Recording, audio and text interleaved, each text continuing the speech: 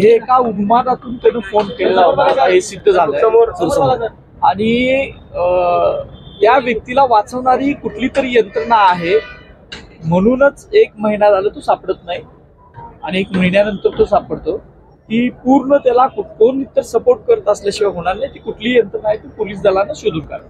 आरोपीचे वकील म्हणतात की सगळी मीडिया ट्रायल आहे आणि मीडियाच्या याच्यातूनच सगळं युक्तिवाद त्यांच्या बाजूनी करण्यात आला आणि एकेकाची नोटीस सुद्धा त्यांना देण्यात आली नाही. असं बघते मला कायदेशीर समजत नाही पण मीडिया ट्रायल असायचा संबंध नाही. फेसबुकला पोस्ट करणं मी स्वतःहून फोन करायला त्याला सांगायला गेलेलं नव्हतं की मला फोन कर आणि असं घाणेरडं विषारी वक्तव्य कर. मला 12 वाजता फोन आल्यानंतर सरांनी सांगितल्याबद्दल 3-3:30 पर्यंत मला झोपच आली नाही. कारण महाराष्ट्रामध्ये जिजाऊंच्या बद्दल शिवरायांच्या बद्दल शंभूराजांच्या बद्दल असं वक्तव्य करणारी माणसं आहेत जिवंत आहेत हेच मला पटत नव्हतं आणि म्हणून मी ते समाजासमोर ही जी काही घाण आहे ही लपून ठेवली तर जास्त दुर्गंधी येणार म्हणून मी समाजासमोर आणले आणि माझा तो अधिकार आहे. मी माझ्या फेसबुकवर मी काही जे लोकांना हार्म होणार नाही समाजाच्या भावना दुखवणार नाही त्या सगळ्या गोष्टी मी लिहू शकतो मांडू शकतो आणि बोलू शकतो. एका बाजूला तुम्ही म्हणताय सर तुम्ही पहिल्या दिवसापासून हा गुन्हा दाखल झाला त्याच्यानंतर सत्ताधारी असतील विरोधक असतील यांच्याकडनं या संपूर्ण प्रकरणाचं भांडवल केलं गेलं असं वाटत नाही? मला भांडवल उलट झालेलं नाही आहे.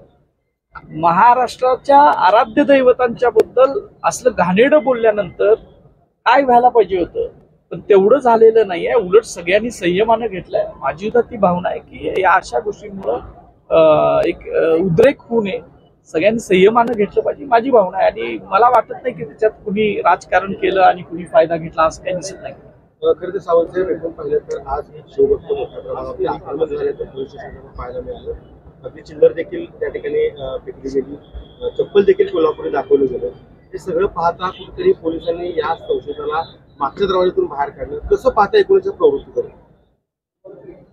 महाराष्ट्रामधलं शिवप्रेमी जे आहेत शिवाजी महाराजांचे शाहू महाराजांचे बाबासाहेब आंबेडकरांचे महात्मा फुलेंचे जे अनुयायी आहेत विचारांचे अनुयायी आहेत सच्चे अनुयायी आहेत सगळे व्यथित झालेले आहेत की असली घाण महाराष्ट्रात असूच कशी शकते आणि त्याच्यामुळं काहीतरी लहान सहान घटना घडल्या असतील तो एक वेगळा रोष व्यक्त करण्याची पद्धत थोडीशी झाली असेल पण मी परत पुन्हा महाराष्ट्रातल्या सगळ्या शिवाजी महाराजांच्या अनुयायांना असं आव्हान आपल्या माध्यमातून करतो की त्यांनी कुठलंही कायदा हातात न घेता संवेदनशीलता दाखवून संविधानिक मार्गाने याच्यावर आंदोलन करा.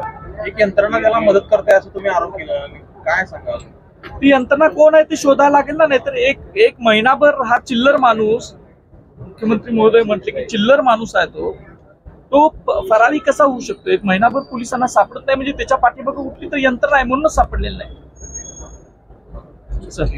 थँक्यू. आपण पाहत आहात मावळा न्यूज 24 सर्वसामान्यांचा बुलंद आवाज.